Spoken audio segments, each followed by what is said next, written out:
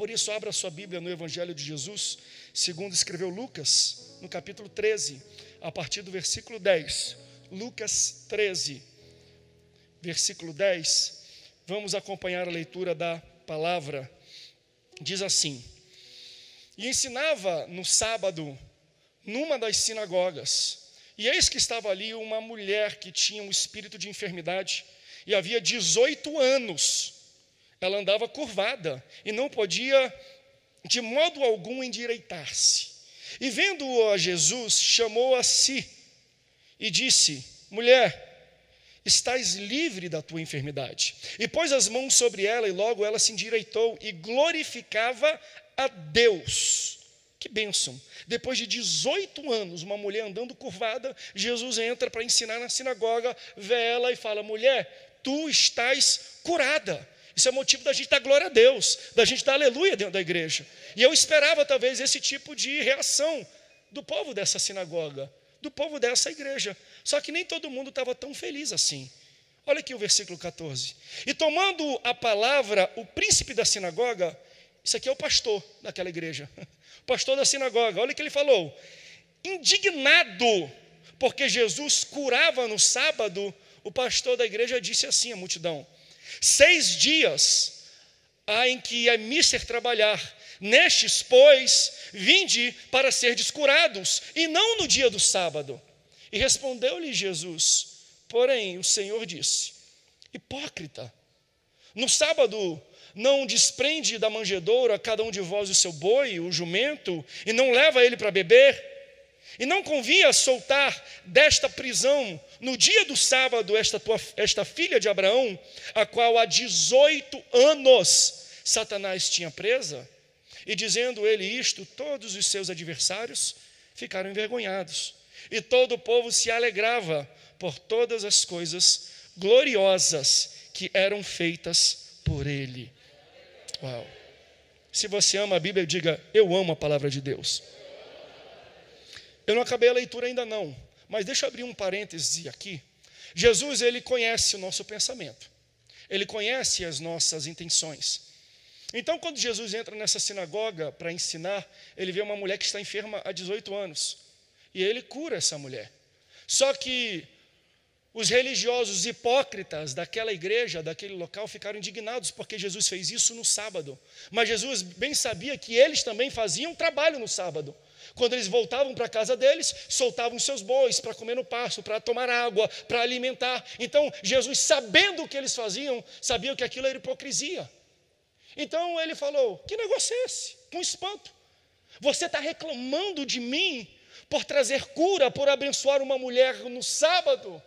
Aqui Jesus está falando para pessoas que valorizam a tradição acima dos crentes. Valoriza a tradição acima da vida humana. E aí Jesus veio mostrar que ele quis trocar essa ordem de fatores. Jesus veio para valorizar o humano acima da tradição. Isso acontece não só com Jesus, isso acontece muito com a igreja. Com o apóstolo Pedro, por exemplo, em Atos capítulo 9. Dorcas ou Tabita, uma mulher que fazia muitas obras, era uma mulher abençoada da igreja, ela morre. E aí levam ela para uma casa e colocam ela no quarto alto, no segundo andar de uma casa. E eles têm esperança que ela pode ser curada. Então eles chamam o apóstolo Pedro falando: olha, ela morreu, corre para cá, porque nós esperamos ainda que algo possa acontecer. E você sabe que numa casa de um hebreu naquela época existe um protocolo, existe uma tradição quando você adentra o recinto da residência de alguém. Quando você entra na casa de alguém, primeiro tem uma bacia com água e tem uma toalha. Você precisa primeiro lavar os pés, depois pegar a toalha, secar os pés, depois você bebe uma água que eles te servem, depois você se alimenta ou come de algo que eles te oferecem. Se é numa casa de status um pouco maior, além de lavar os pés, eles também ungem o pé de você. Só que quando Pedro chega nesse local, nesta casa, ele quebra os protocolos e a tradição, e ele entra correndo para o quarto alto, porque lá tem uma moça que está morta. Ele quebra todas as tradições e protocolos que ele conhece nesse momento, porque a urgência do quarto alto faz com que a tradição da sala se torne irrelevante. A tradição da sala, ela perde o seu significado e a sua importância diante da urgência de pessoas que estão morrendo. Eu posso pregar isso como um pastor para essa igreja? Eu posso ensinar isso para você? Isso aqui aponta para os dias de hoje. A gente tem que ter muito cuidado, porque às vezes a gente está olhando muito para a tradição da sala e está esquecendo que nesse mundo muitas pessoas estão morrendo. Então a gente fica debatendo coisas que são irrelevantes para aqueles que estão à beira da morte. Enquanto pessoas estão morrendo, nós estamos ainda falando de toalha, nós estamos falando de água, nós estamos falando de lavar os pés, enquanto existem pessoas no quarto alto precisando do alimento da nossa oração, da nossa palavra, para que eles tenham vida, para que eles ressuscitem. Aleluias! Não vamos gastar muito tempo com a tradição da sala enquanto houver gente morrendo. Quer ver eu dar um exemplo para você? Quando nós ainda estávamos fazendo os batismos aqui em Águas, e antes da pandemia, Deus deu um sopro e a gente começou a batizar crianças que estavam dispostas e se dispuseram a se batizar nas águas. Estou falando de crianças com 10 anos de idade, com 9 anos de idade, que tinham uma convicção que elas poderiam seguir a Cristo e poderiam proclamar isso publicamente. Então nós batizamos essas crianças, cheias do Espírito Santo, com testemunho dos seus pais, da igreja. E aí eu peguei e nós postamos nas redes sociais. Aí as pessoas, ao invés de falar, glória a Deus, Deus está levantando e batizando criança, olha que avivamento, Deus está usando as crianças, que bênção, que glória. Não, as pessoas entravam e falavam, a Assembleia de Deus não é mais a mesma. Porque até onde eu sei, a sã doutrina, quero entender que sã doutrina é essa que eu não vejo na Bíblia. É só de 14 anos para cima. Como é que vocês batizam crianças? Daí, no mesmo dia, eu lembro que eu coloquei uma foto na rede social que viralizou em um monte de site, de um irmão que estava com uma sonda ainda, ele estava na UTI. A sua família falou, pastor, ele está muito mal, mas o sonho dele é se batizar nas águas. E a gente conseguiu a liberação, assinou o termo de responsabilidade, porque a gente quer tirar ele da UTI, trazer para ele ser batizado nas águas, e ele vai voltar direto para a UTI. Falei, eu batizo. Chegou aqui, eu batizei esse irmão, com a ajuda de alguns pastores. Ele estava com a sonda aqui, eu postei nas redes sociais, uma das imagens mais bonitas que eu já vi na minha vida. Ele saiu daqui, voltou para a UTI, uma semana depois, ele foi recolhido pelo Senhor. Sabe o que as pessoas postaram, ao invés de falar, glória a Deus, que ato de sacrifício, que coisa linda, pastor, olha como Deus faz. Falava assim, o que está acontecendo com a Assembleia de Deus? Estão batizando em piscina. Onde é que está o tempo onde batizávamos em rios e lagos, ou então no batistério? Eu nunca vi igreja batizar em piscina. Ai, meu Deus, a gente está gastando muito tempo na sala, a gente está gastando muito tempo batendo papo, enquanto pessoas estão morrendo, precisando que nós anunciemos o evangelho verdadeiro para elas. Tem gente morrendo enquanto nós estamos aqui, às vezes, debatendo coisas que se tornam, eu não digo que é irrelevante, são relevantes, mas se torna irrelevante uma vez que a gente não está assistindo quem realmente precisa. Enquanto a gente fala de água, disso, de usos, de costumes, tem um mundo precisando que anunciemos o evangelho da salvação, o evangelho que restaura, o evangelho que vem rejuvenescer, o evangelho que vem trazer vida. Aí eu te pergunto, faz diferença para Deus se é na piscina ou no rio? Faz diferença para Deus se é 14, 12, 11, 10, 9? Faz diferença para Deus? Ei, Deus está falando para a nossa igreja, sobe, não gasta tempo na sala não, sobe, porque eu tenho alguém que precisa ouvir a tua mensagem no quarto alto, sobe, não fica com essas conversas aqui embaixo não, vai para cima, porque eu te chamei para subir, eu te chamei para resgatar pessoas. André, vocês não foram chamados para levantar quem está em pé, vocês foram chamados para levantar quem está caído e morto. Essa é a missão da nossa igreja. Sobe igreja, sobe igreja, sobe igreja, porque existem pessoas esperando a sua mensagem. Não fique preso com a tradição da sala, enquanto existe gente morrendo no quarto alto. Sobe, sobe. Uau, deixa eu voltar aqui para a mensagem, para o texto. Muito lindo isso. Então Jesus, ele entra e ele se encontra nesse mesmo contexto. Ele chega e ele cura uma mulher que está curvada há 18 anos.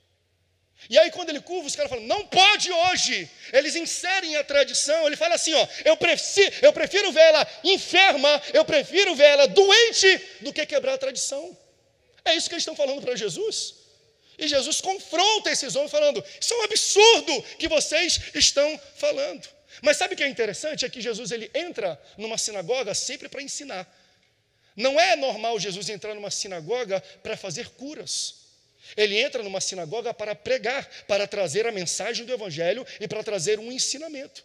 E é interessante que ele entra, ele cura esta mulher que está enferma, que faz parte daquela igreja, diga-se de passagem, e depois ele introduz um assunto que parece totalmente dissonante com aquilo que ele estava fazendo. Quando a gente lê o texto, eu falo, não, Senhor, não vai por aí não, continua no milagre, continua falando daquilo que aconteceu com essa mulher, mas Jesus começa a pegar uma tangente, aparentemente pegar uma tangente e falar de um assunto totalmente diferente. Ele começa a falar sobre o que é o reino de Deus. E então isso mostra um pouco do contexto dessa história. Jesus vai para uma sinagoga, ele vai ensinar sobre o reino de Deus. Só que no meio disso ele vê uma mulher que está curvada e cura esta mulher. E depois de curar essa mulher, ele continua ensinando. Versículo 18, continuidade do nosso texto. Ele começa a comparar. A que devo comparar o reino de Deus? Como é que a gente pode assemelhar o que é o reino de Deus? Olha aqui. E dizia, aqui é semelhante o reino de Deus. Aqui eu compararei. É semelhante ao, versículo 19, agora. 19. É semelhante ao grão de mostarda que um homem, tomando-o, lançou em sua horta e cresceu. E fez-se uma grande árvore. E em seus ramos se aninharam as aves do céu. E disse outra vez, aqui compararei o reino de Deus. Ele é semelhante ao fermento que uma mulher, tomando-o, escondeu em 3 medidas de farinha, até que a massa levedou. Então, quando eu vejo isso, eu acabo entendendo que não, Jesus não fala coisas desassociadas. Jesus trabalha com contexto. Se Jesus entra num local para ensinar, e ele vê uma mulher que precisa de uma cura, ele cura essa mulher, e aí Jesus cura para fazer uma didática que só ele sabe fazer. Ele começa a comparar o que aconteceu com uma mulher com como é o reino de Deus. Ele faz uma similaridade, uma associação com o ato da cura e o ato do ensinamento do assunto que ele traz para esse povo, para esta igreja. Essa mulher estava vindo para a igreja há 18 anos, curvada, e aquele foi o dia da cura dela. Há 18 anos, fiel na igreja, e Deus entendeu que aquele era o dia que ela ia receber a cura dela. Então Jesus fala, como é que eu posso comparar o reino de Deus? Ele fala, o reino de Deus é como uma semente de mostarda, que primeiro a gente planta, depois existe a temporada de crescimento, então a gente tem que esperar. E depois da gente esperar, ela cresce, ela dá ramos frondosos onde árvores fazem ninho e podem sobreviver do fruto desta árvore. Ela fala que é algo pequeno, que é plantado e com o tempo cresce. Tudo no reino de Deus é assim. Existe a temporada do plantio, existe a temporada da espera e existe a temporada da colheita. Então o que Jesus estava falando aqui, associando para você entender é, essa mulher veio aqui e eu a curei. Então vocês pensam que eu fiz uma cura imediata. Do nada Jesus entrou ali e curou a mulher do nada. Aí Jesus está falando, não, o reino não funciona assim. Eu não curei essa mulher do nada. Há 18 anos ela entrava na igreja. Há 18 anos ela frequentava a minha casa. Há 18 anos ela dava glória a Deus, ela dava aleluia, ela ofertava, ela era fiel a mim, ela era generosa. Há 18 anos, no seu olho é imediato, no seu olho é do nada, mas para ela não. Há 18 anos, por quê? Porque o reino de Deus é como um grão de mostarda, é como uma semente que a gente planta, mas leva tempo para a gente ver o que vai acontecer. Uma hora cresce, mas não é do nada. Olha que Deus é demais, a didática dele é extraordinária. Então Jesus ele aproveita o milagre, quando ele chega ele fala, eu tenho um ensinamento bom, eu vi que essa mulher está curvada, eu vou usar ela como demonstração daquilo que eu vou explicar aqui. Você sabe que Deus sempre usava essa didática, ele usava a demonstração e a explicação. Por quê? Porque às vezes ele explicava, por exemplo, eu sou o Filho de Deus. Mentira. Quer ver que eu provo? Levanta e anda. Ele demonstrava para dar um exemplo que ele tinha realmente o poder da qual ele falava.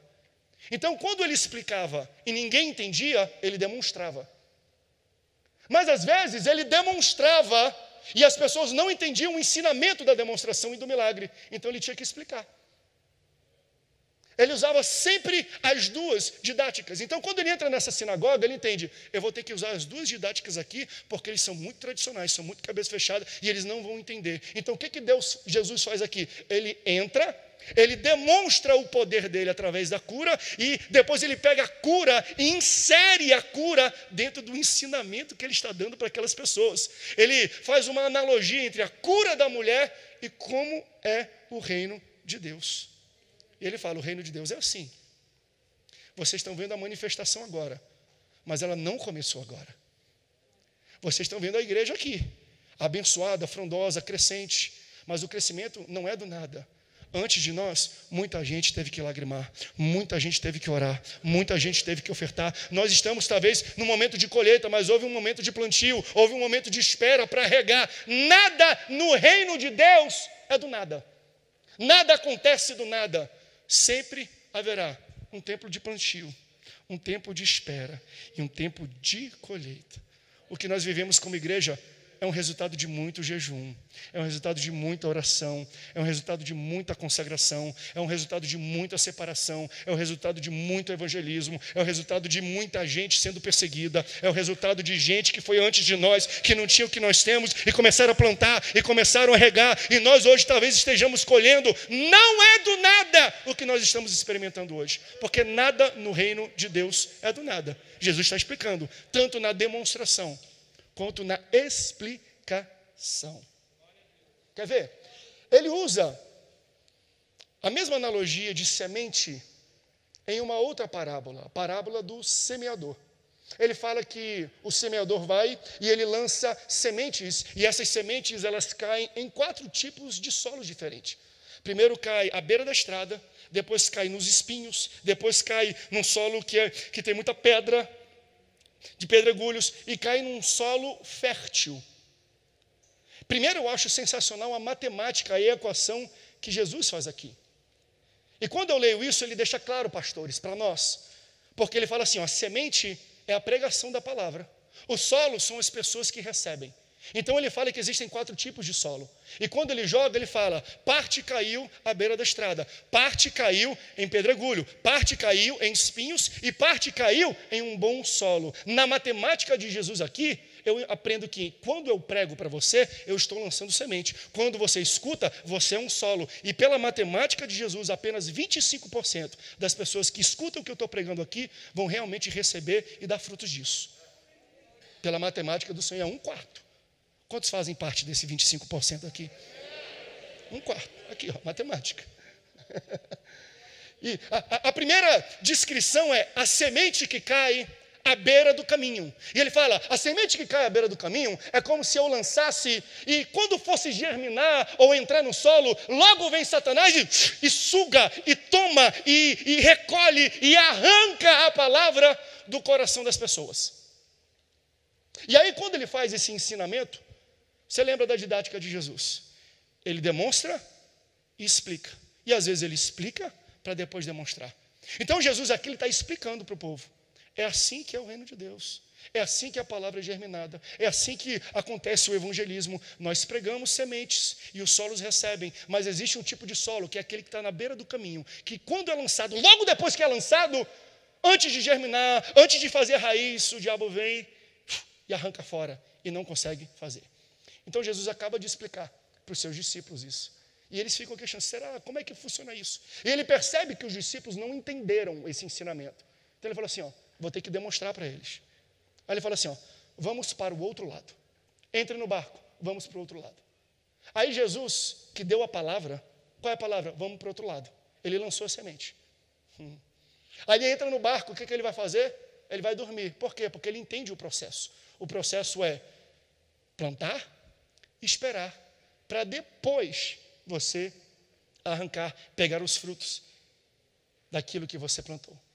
Então Jesus lança a palavra, vamos para o outro lado. ele entra no barco e ele vai dormir, porque ele conhece o processo. E no meio da travessia, Jesus está dormindo, vem uma tempestade. E os discípulos pensam que vão morrer, a ponto de acordar Jesus. Falar, Jesus, tu não está vendo, nós vamos morrer. Tu não tem carinho com a gente, tu não tem pensamento, tu não se importa com as nossas vidas. E Jesus, contrariado, levanta e acalma o mar, e acalma a tempestade e fala assim, meu Deus, homens de pouca fé, onde é que está a fé de vocês? Porque a fé, a palavra de Deus, vem pelo ouvir, e o ouvir da palavra de Deus. E sabe qual é o principal papel do seu inimigo? É construir uma realidade ao seu redor que contradiz aquilo que você ouviu de Deus. É como, ele está explicando aqui o primeiro tipo de solo. Ele lançou a semente, e ele fala, agora vamos atravessar. E no meio da travessia, ele fala, a gente vai morrer. Ué, mas Jesus disse que você ia atravessar. Por que você acha que você vai morrer no meio do caminho? Mas o diabo foi lá e arcou. Isso é lindo. A didática de Jesus é extraordinária. Ele explicou e agora ele está demonstrando para os seus discípulos. Eles ouviram Jesus dizer, eles ouviram a semente ser lançada. Ele falou, vamos para o outro lado. Só que quando eles viram o vento, quando eles viram as ondas, aquilo que eles viram se tornou maior do que aquilo que eles ouviram. E sabe o que é o exercício da fé? O exercício da fé é tornar maior aquilo que está dentro de você do que aquilo que está na frente de você. É você tornar maior aquilo que você ouviu de Deus do que aquilo que você está vendo agora. Então, quando Deus dá uma ordem, lança uma semente na sua vida, e é aqui dentro, tira uma fotografia e engrandece isso. Por quê? Porque maior aquele que está em nós do que aquele que está no mundo. Quando você ouve algo de Deus que contradiz a sua realidade, não é Deus que está mentindo, é a montanha à sua frente que está mentindo. Por isso que ele falou, se você tem fé do tamanho de um grão de mostarda, diga para essa montanha, saia daqui e vá para lá, te jogue no mar, porque quem mente não é Deus, quem mente é aquilo que você está vendo na sua frente. Uau! Olha Jesus demonstrando para eles o ensinamento para ver se eles... Jesus é extraordinário, ele não é só teórico, ele vai para a prática. Ele fala, levanta do banco de reservas e agora eu vou aplicar, executar com vocês aquilo que eu acabei de mostrar para vocês. Então, em Marcos 4, que é essa passagem da parábola do semeador, Jesus explica e depois demonstra. Mas no texto que nós lemos em Lucas, capítulo 13, Jesus primeiro demonstra curando a mulher. E depois ele explica o que aconteceu, fazendo uma analogia de como é o reino de Deus. Jesus entra naquela sinagoga e fala, mulher, levanta-te. Aleluia. Mulher, endireita-se. Mas sabe, foi do nada. Foi do nada. Deus não permite nada ser do nada. Levou 18 anos para aquilo acontecer. Porque o reino de Deus é assim. Não é você entrar aqui e dar um glória a Deus que vai acontecer, não. Você tem que vir dia após dia, ano após ano, mês após mês, culto após culto, servindo, fiel ao Senhor na casa dele. Porque se Deus permitir que tudo aconteça imediatamente, os hipócritas iriam entrar aqui e imitar o que você está fazendo e receber o que você está recebendo. E aí não é mais uma igreja, é uma aula de lamba aeróbica, onde eu vejo alguém fazendo e eu repito a mesma coisa que ele está fazendo. Pula, vem para o lado, vem para o outro. E aí se ele ficou magro, tem que ficar magro também. Por quê? Porque em um dia eu imitei tudo o que eles fizeram. Só que não é o que ela fez naquele dia. É o que ela fez durante 18 anos.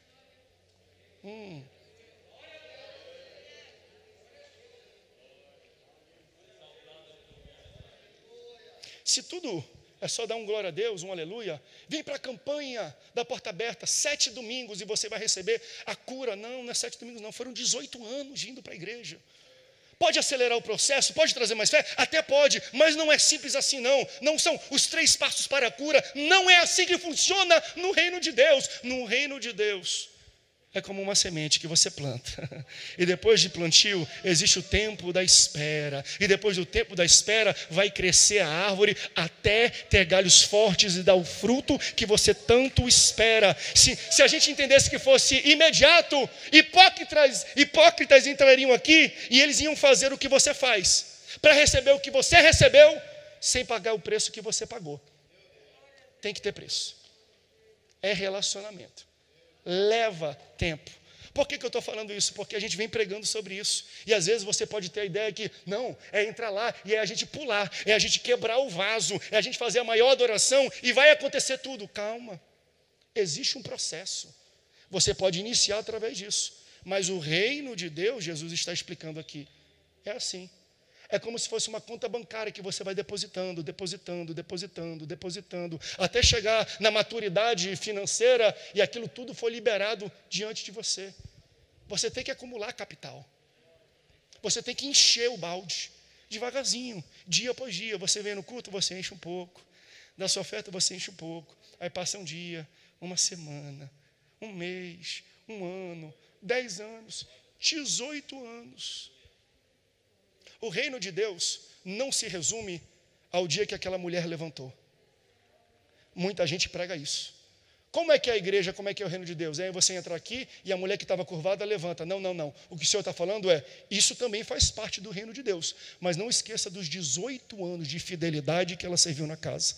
O reino de Deus não se resume ao milagre instantâneo, se resume aos 18 anos de fidelidade e de plantio e poupando até que ela atingisse a maturidade para receber o milagre em um dia. Não tem aquele hino? Se Deus fizer, Ele é Deus. Se não fizer, Ele é Deus. Se a porta abrir, Ele é o quê? E se fechar? Isso é reino de Deus. Não se engane pensando que é só quando a mulher encurvada levanta. Não. O reino de Deus é você estar no chão, é você estar quebrado e você vem para a igreja. É você estar ruim financeiramente e você oferta. É você estar com as emoções quebradas e você dá glória a Deus e aleluia. É você estar triste e arrebentado por dentro e vir aqui falar, Senhor, eu te louvo, eu me alegro na tua presença. Isso que é reino de Deus. Vai enchendo o balde, vai adicionando, vai acumulando. O reino de Deus é um acúmulo de capital. A gente tem que colocar para depois sacar. Que é isso, pastor? O senhor está falando que o reino de Deus é banco? Não é banco. Porque banco trabalha com o seu dinheiro. Deus não precisa do seu dinheiro. Ele é o dono do ouro e da prata. Mas Ele quer ver qual é a sua fidelidade. Ele quer curar você. Ele quer trabalhar nos nossos corações. Mas entenda, não é imediato. Não é de um dia para o outro. Talvez a gente julgue uma pessoa que chegou aqui, já foi abençoada e eu não fui. Você não sabe os 18 anos que ela passou curvada, os 18 anos que ela passou de joelho no chão, os 18 anos de sofrimento, de choro, de lamento dentro da sua casa. O reino de Deus não se resume a um dia, mas a 18 anos na vida desta mulher. Para mim, o reino de Deus, e aqui estou chegando ao final. Pode subir, pessoal. O reino de Deus, ele é como um parque aquático. Eu, há 3 semanas atrás, eu peguei o meu filho que estava fazendo 1 ano, a gente foi para um parque aquático aqui perto. E eu vi algo que eu achei extraordinário. Existia um brinquedo de águas e tinha um cano que ia enchendo, um balde gigantesco, é quase uma caixa d'água. E aí ia enchendo. E conforme ia enchendo, ele começava a tombar devagarzinho. E aí as crianças que estavam abaixo ali saíam correndo para quando tombasse, elas fossem encharcadas, caísse a água sobre a vida delas. Então a água ia completando. Um balde gigantesco.